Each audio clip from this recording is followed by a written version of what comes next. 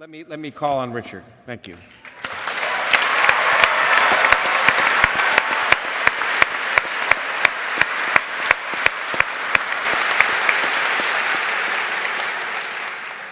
Without ever violating the laws of physics in any way whatsoever, Darwinian natural selection has put together on this planet, and I would conjecture on rather a lot of other planets as well, something utterly extraordinary.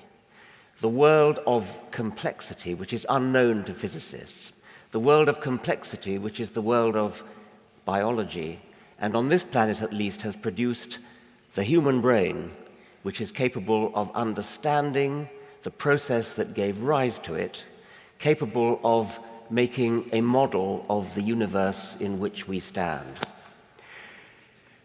I have coined the phrase the genetic book of the dead to describe the gene pool of a species, in the sense that the chisels of the sculptor, which is natural selection, work away at carving the shape of the gene pool of the ancestors of every animal and plant alive, carving it into the shape required for the animals concerned to survive in their particular environment. And what that means is that the gene pool of, say, a camel is a kind of description of ancestral deserts.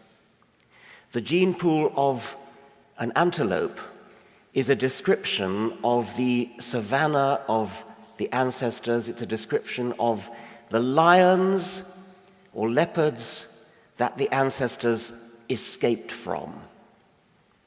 And reciprocally, the gene pool of a lion is a coded description of the prey that the ancestral lions caught.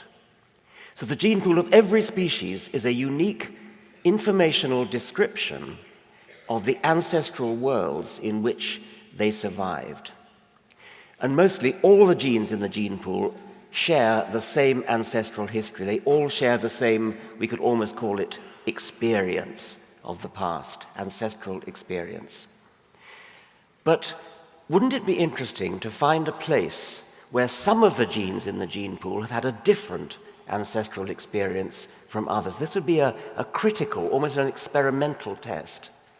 And I want to tell you a story about one such example: cuckoos. The European cuckoo parasitizes quite a large number of different species. You know they're brood parasites. You know that the female does not lay an egg in her own nest. She goes and finds a nest of a host species. It might be a hedge sparrow, it might be a meadow pipit, it might be a reed warbler, it might be a robin, and deposits an egg in the nest, having removed one egg from the host nest.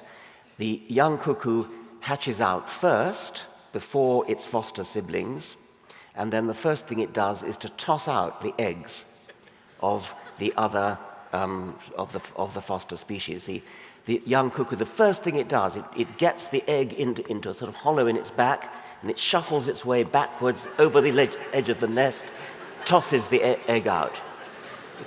Obviously, it has no idea why it does it. It's got no idea of anything very much. This is built into the nervous system. And the cuckoo has many, many other fascinating adaptations to its brood parasitic way of life. Now, here's the point. The same species, Cuculus canorus, the same species parasitizes a large number of different host species. And when it lays an egg in each of the nests, each host species, the eggs mimic those of the host species. So when a female cuckoo lays an egg in a reed warbler nest, the egg that it lays looks like reed warbler eggs. When it lays it in meadow pipit nests, the egg is dark, almost black. It looks like a meadow pipit egg, and so on. How can this happen? How can the female cuckoo possibly produce the right kind of egg, given that it's got the same genes as all the other cuckoos in the species, all one species? It's a bit of a mystery. And the answer is almost certainly known, and it comes back to my point about different parts of the gene pool having different experience. Each female cuckoo learns the nature of the nest in which she herself was brought up. So there are females who are brought up in robin nests, and they return when they're adults to robin nests and lay eggs in robin nests. A female that was brought up in a reed warbler nest, when she grows up, she will return to reed warbler nests. Well, that's all very well, but they're still the same species. Now, here's the thing.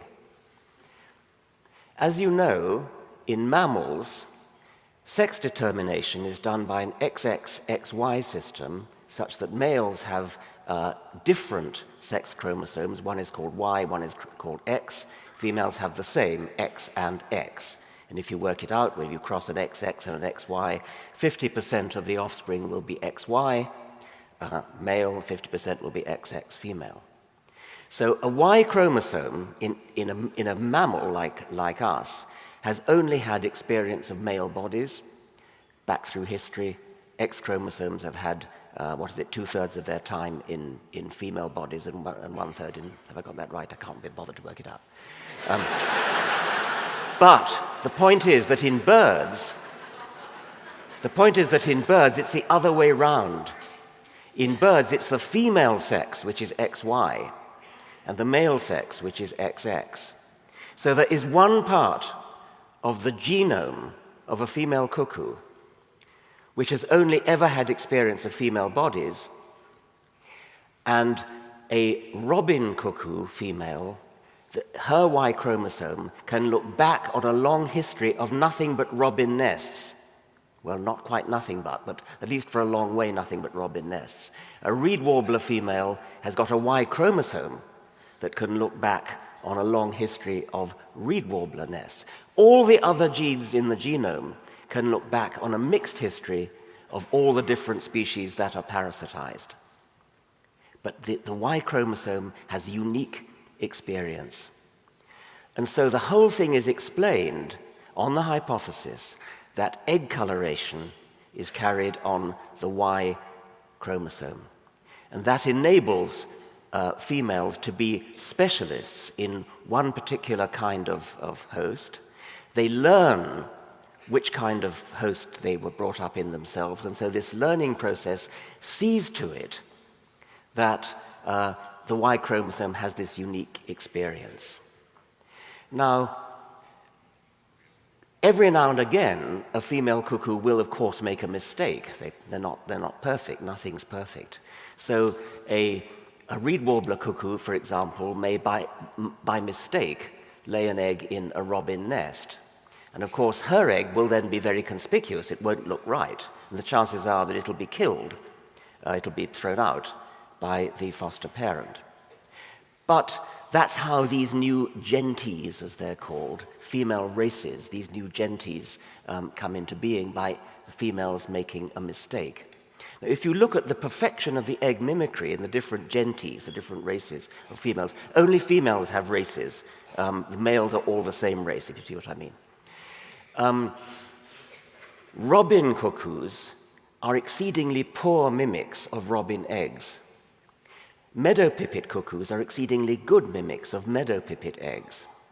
And the hypothesis of Nick Davies, who's the main person who worked on this, is that cuckoos and their hosts are engaged in what's been called an evolutionary arms race. Arms races occur between predators and prey, parasites and hosts.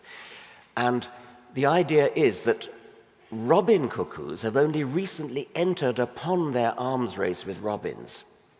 And therefore, neither the cuckoos have had time to develop perfection of egg mimicry, nor have the robins had time to develop perfection of discriminating the eggs. And that's why the egg mimicry is poor, and yet it still works. Whereas meadow pipits have been engaged in a much longer arms race against meadow pipit cuckoos, and that's why both of them have reached perfection, have reached a much higher level of perfection on the cuckoo side, the egg mimicry, and on the meadow pipit side, the discrimination. Isn't nature wonderful? Cool.